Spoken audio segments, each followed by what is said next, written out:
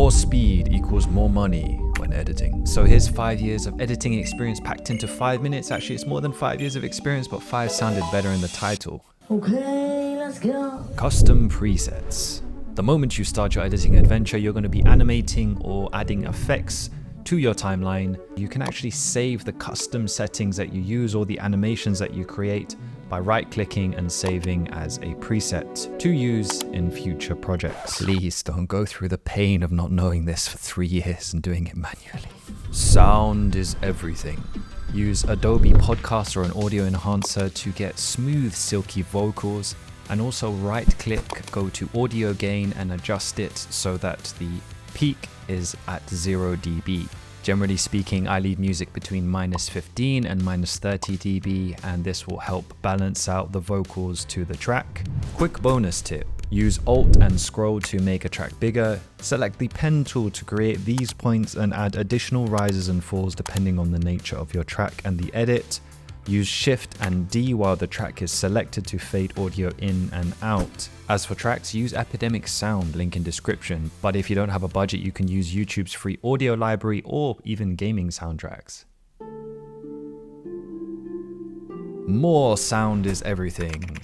Build your sound effects library straight away with a lot of whooshes, rises, booms, and clicks to manipulate your audience into instantly becoming addicted to your content. You should also experiment adding effects to your sound, such as using low pass to make your voice sound like this, or high pass to make your voice sound like this. Use them on other effects too.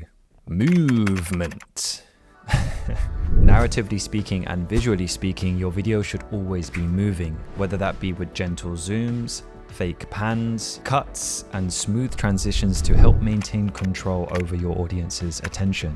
To animate movement, add the transform effect, head over to effect controls and click the stopwatch icon to add a keyframe, go a bit forward and then play around with the effect controls and voila.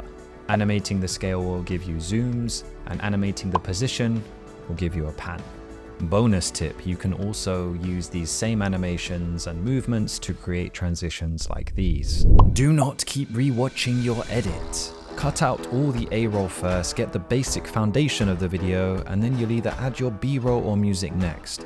Adding the music first allows you to cut the B-roll in relation to the music, but depending on the nature of the edit, sometimes the B-roll will come first. After those core aspects of the video are done, you can fiddle with animations and sound effects. As for the A-roll, learn this cut. This is called a J-cut. It's when the audio comes in slightly before the visuals. It helps build a better viewing experience. Now time to take a break. Yes, you should take a break from editing. Don't edit for 10 hours straight. You need to give some space from editing so that when you come back and you look at it and you're like, brother, what's that? If you are using the same presets to animate several elements on screen, bring them in at different times so they're not all synced together, because that can look boring. Now, if Premiere crashes or just does some nonsense for absolutely no reason at all, black magic. Things that seem to work for me is taking it out of full screen for some reason, and then everything starts working again. Also, you want to adjust the playback quality of your video to maybe a quarter of the quality, and also render out heavy parts of the video so that you have a smoother editing experience.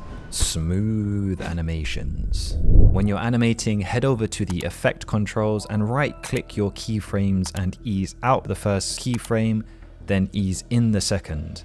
You can then expand the area by clicking this arrow here and play around with these slidey things to adjust your animation ramp for smooth moving. This is a very important tip. Please reference. In the same way an artist trains and admires the paintings that they love, you need to be screenshotting and learning from the best creators in your niche. This could be visuals, transitions, the underlying script, the way they structure their video, everything. It's very important to learn as an editor. So reference. Very quick animated graphics here. So go into Pexels or a site like Pixabay or whatever, grab some textured backgrounds, throw them into Photoshop. Move them around so you generate about 3 or 4 variated images, drag them into Premiere Pro, plop them down, there you go, simple animated background, and render it for future projects so that you don't have to do this every single time. Bonus YouTube wisdom. After uploading, go to Analytics, look at the retention graph and cut out anywhere the graph shows big dips in retention if you can still maintain the core narrative of the video. This will instantly improve the retention. If your video has a bad click-through rate, just change the packaging. Sometimes the title and the thumbnail, you get it wrong first time, switch it up.